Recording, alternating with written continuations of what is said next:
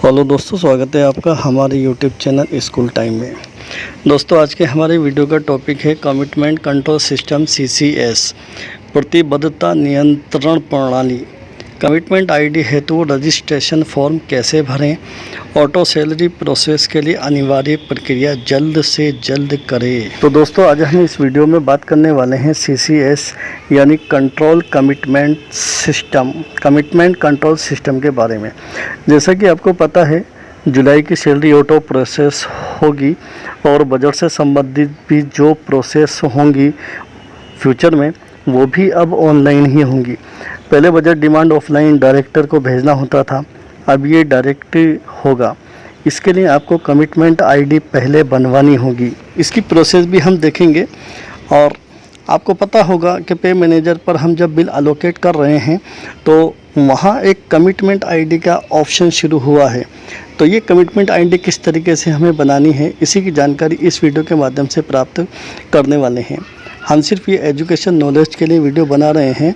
किसी भी विरोधाभास की स्थिति में फाइनेंस डिपार्टमेंट के आदेश को ही पहले हम ब्लैंक फॉर्म के बारे में जानकारी प्राप्त करते हैं, जो फॉर्म हमें भरने हैं कमिटमेंट आईडी के लिए। तो यहाँ दो तरह के फॉर्म आपको हम मिलेंगे। एक तो फॉर वर्क डिपार्टमेंट, यहाँ पे जैसे कि आपको दिख रहा है फॉर वर्क डिपार्टमेंट। तो मैं आपको बता दूं, ये फॉर्म एजुकेशन डिपार्टमेंट वालों को नहीं भरना है। ये जो वर्क वाले डिपार्टमेंट है, जैसे PWD है, PSD है और फॉरेस्ट डिपार्टमेंट है, जो वर्क डिपार्टमेंट होते हैं, उनके लिए ये फॉर्म है। हमारे लिए ये दूसरा फॉर्म है जो मैं आपको दिखा रहा हूँ। यहाँ पर फॉर नॉन वर्क्स डिपार्टमेंट, इस फॉर्म को हमें अप्लाई करना है कि ये दो फॉर्म हमें भरने होंगे। एक तो यूजर्स या मेकर्स के लिए और एक अप्रूवर के लिए। यानी जो DDO हमारे होंगे वो अप्रूवर का काम करेंगे। जो वर्क करते हैं, काम करते हैं, बिल बनाने का काम करते हैं, बिलों से संबंधित काम करते हैं, उनके लिए हमें मेकर के रूप में फॉर्म हमें अप्लाई करना होगा। कोई भी हो सकता है, अध्यापक हो सकते हैं या फिर हमारे कनिष्ठ लिपिक, वरिष्ठ लिपिक, ये मेकर के रूप में हो सकते हैं। फॉर्म की जगह आपको भरा हुआ फॉर्म बताता हूँ ताकि ये बात आसानी से समझ में आ जाए कि किस तरीके से हमें फॉर्म को भरना है और कोई परेशानी हमें ना हो। सबसे पहले कॉलम है नेम ऑफ एप्लीकेंट डायरेक्टर। तो यहाँ पे डायरेक्टर ऑफ सेकेंडरी एजुकेशन हमें लिखना है। चूँकि हम एजुकेशन डिपार्टमेंट से रिलेटेड है तो हमें सेकेंड नंबर डिपार्टमेंट नेम में भी एजुकेशन ही लिखना है।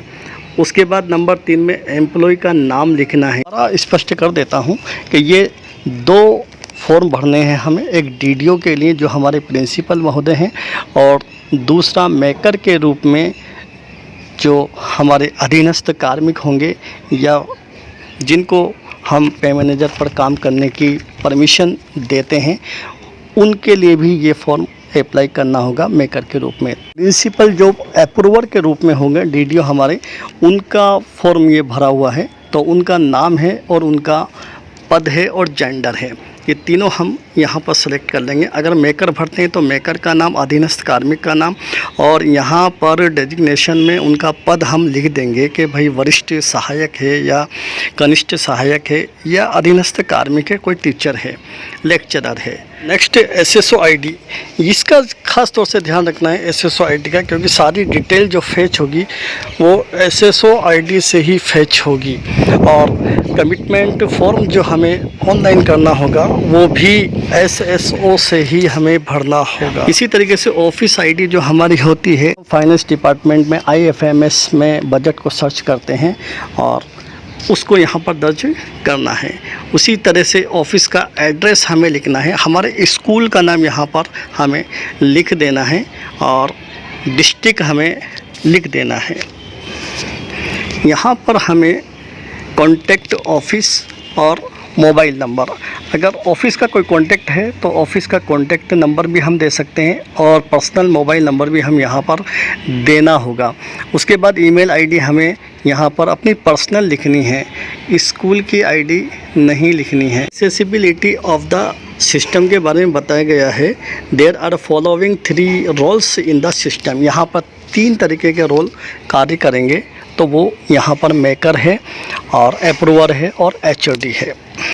अगर जैसे हमने प्रिंसिपल का फॉर्म भरा है तो यहाँ पर वो अप्रूवर में उनको हम राइट का निशान करेंगे और एक्टिविटीज़ उनकी ये क्या होगी कि approval for a new commitment, जो भी कमिटमेंट नया होगा उसको अप्रूव करेंगे DDO महोदय।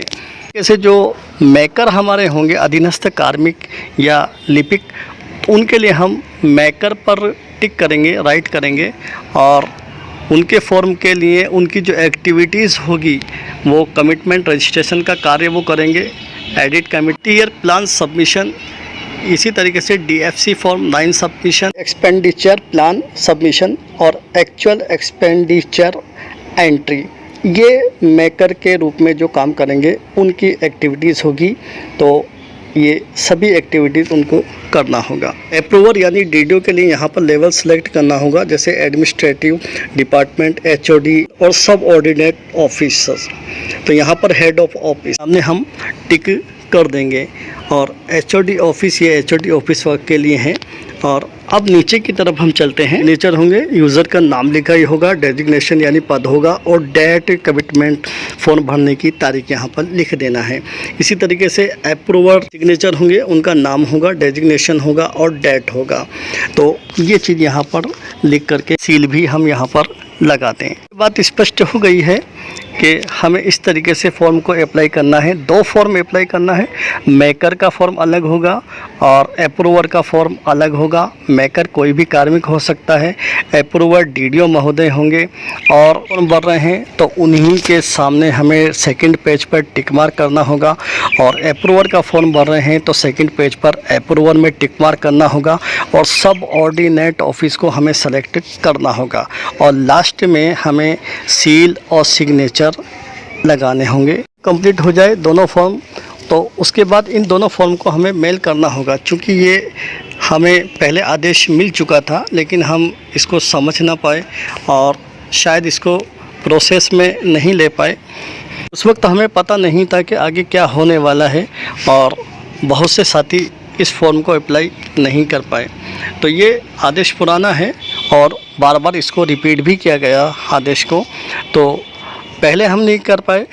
अब इन दोनों फॉर्म को भर के कमिटमेंट ID के अप्लाई के लिए हमें यहाँ पर मेल करना होगा। मेल ID मैं आपको बताता हूँ। इसमें स्पष्ट रूप से यहाँ पर लिखा हुआ है कि आपको user creation and authorisation request form भरकर ईमेल, ये जो csfinance.ras@gmail.com पर या फिर ये सेकंड ID और थर्ड ID, ये 3 आइडिया यहाँ पर दी हुई है। तो यहाँ पर हमें इनको मेल कर देना होगा।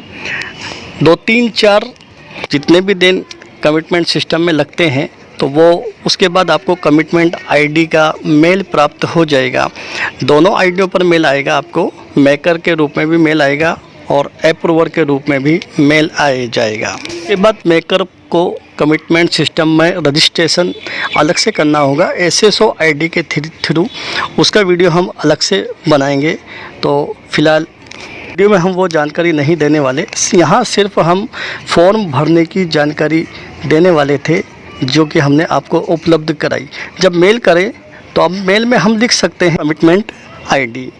तो हम इस मैसेज को भी देख लें, पे मैनेजमेंट कमिटमेंट ID क्या है, इसके बारे में और क्या प्रोसेस है। वित्त विभाग के आदेशानुसार पे मैनेजर अब समस्त बिल ऑटो प्रोसेस करेगा। जयपुर ग्रामीण के समस्त कार्यालय में ये व्यवस्था जून पेड जुलाई वेतन से और बाकी राजस्थान में जुलाई पेड अगस्त से लागू होने जा रही है। 2021 को एक आदेश निकालकर इसमें प्रति DDO कार्यालय से 2 व्यक्ति, एक यूज़र और एक DDO को रजिस्ट्रेशन फॉर्म मेल करने के लिए कहा था।